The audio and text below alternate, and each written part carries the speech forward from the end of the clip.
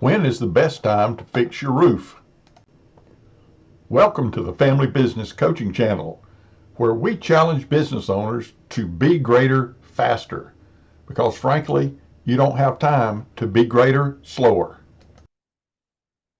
I'm your host, Ralph Watson, and we're here today, the ninth day of June of 2023, to answer that age-old question, when's the best time to fix your roof?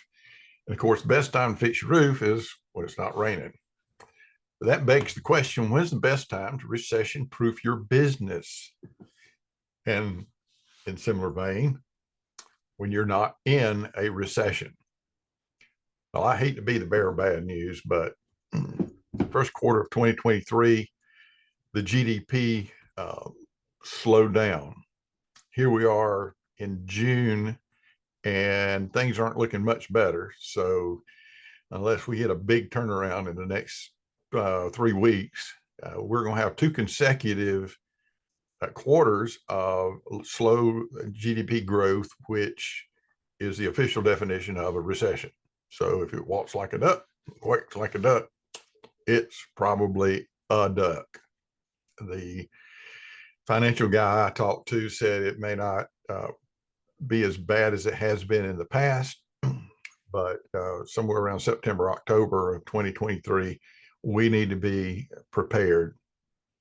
So as a man of faith, there's a verse I'd like to share with you from the Proverbs.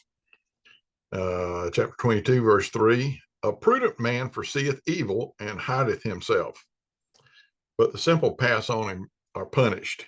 So basically it says, if you're wise and you see trouble coming, you get ready for it. You prepare for it. So today I want to just take a few minutes to discuss ways that small business owners can prepare. And let me just say quickly, in every depression or recession, there have been plumbers, electricians, HVAC contractors who went out of business. And frankly, that's not altogether bad, because those are generally the poor operators who are out cutting prices and doing shoddy work. So it really helps the better tradesmen when the recession's over. But there have been plumbers, electricians, and HVAC contractors who survived those depressions and recessions. So what's the difference? It's about being ready. So just to go over a number of issues. The first one is to adjust your business model.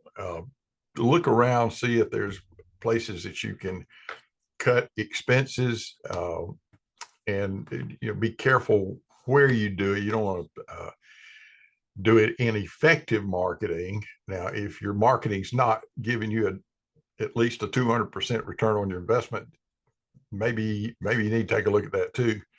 But you don't want to sacrifice anything to do with the quality of your products or services. Next, preserve cash flow. Collect your accounts receivable. Open up a possible an additional line of credit.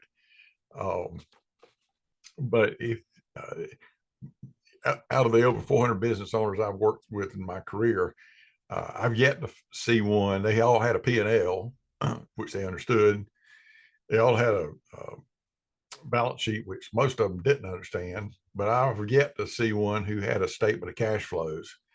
So you may want to get with your office manager or accountant and have them generate a statement of cash flows, and then sit with you and explain how to use that to monitor your cash flow. Most people think just because they look at every invoice that comes in and writes a check, that's not it. Another way is to strengthen customer relations. Or as my buddy Gary Alden says, I do marketing on steroids. He's out contacting the architects that dealing with, reaching out to the folks inside those architectural firms.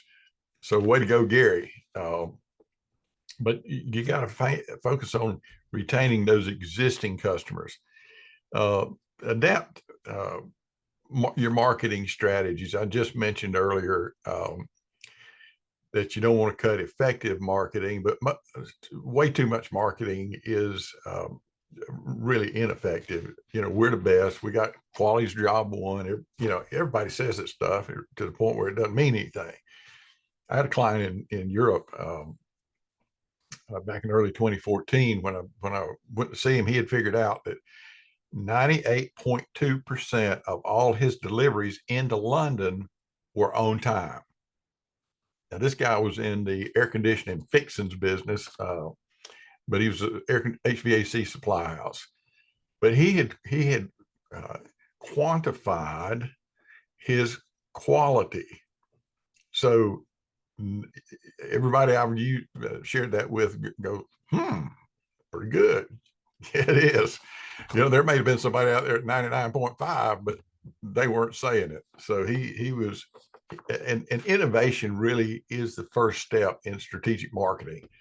So innovate, focus on employee engagement.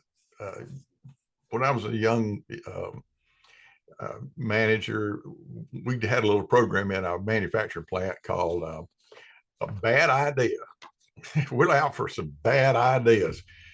But BAD was an acronym for buck a day, $1 a day. So if you went out and asked somebody, where do you think we could save $200-300?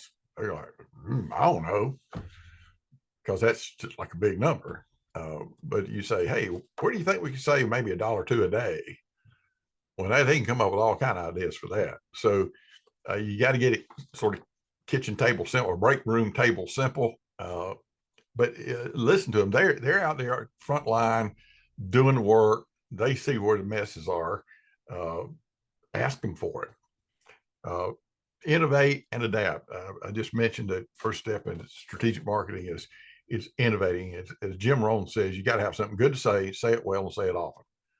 Having something good to say is about innovation.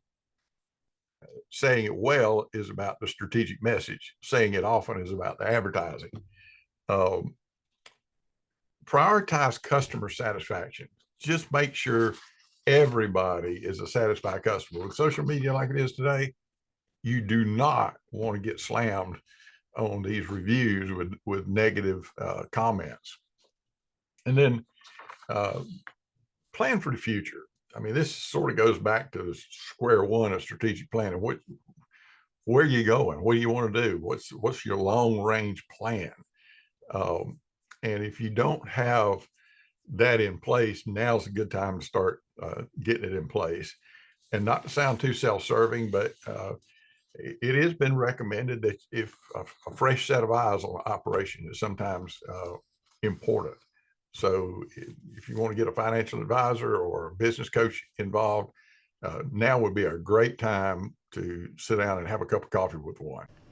If you found this episode of the Family Business Coaching Channel beneficial, give it a like, leave a comment, and share it with a friend. To reach me personally, send an email to ralph.watson@familybusinesscoaching.biz or text me at 404-520-1030.